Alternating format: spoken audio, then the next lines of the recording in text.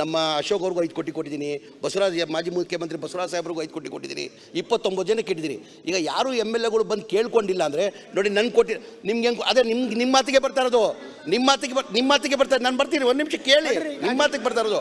ಈಗ ಭಾಳ ಜನ ಕೇಳಿ ಸರ್, ನಾನು ಹೇಳ್ತೀನಿ. ಈಗ ಉಡುಪಿ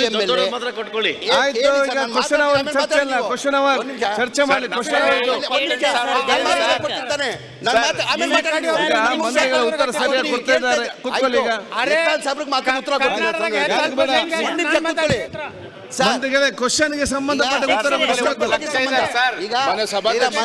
ಸದಸ್ಯರು ಪ್ರಶ್ನೆಗೆ ಒಂದು ನಿಮಿಷ.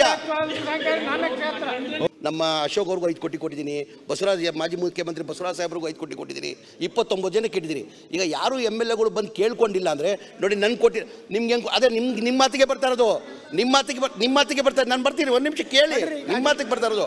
ಈಗ ಭಾಳ ಜನ ಕೇಳಿ ಸರ್, ನಾನು ಹೇಳ್ತೀನಿ. ಈಗ ಉಡುಪಿ MLA ಚರ್ಚೆ ಮಾಡಿ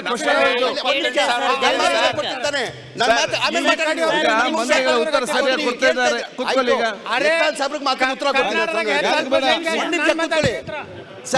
ಕ್ವಶನ್ಗೆ ಸಂಬಂಧಪಟ್ಟ ಉತ್ತರ ಈಗ ಸದಸ್ಯರು ಪ್ರಶ್ನೆಗೆ ಒಂದು ನಿಮಿಷ.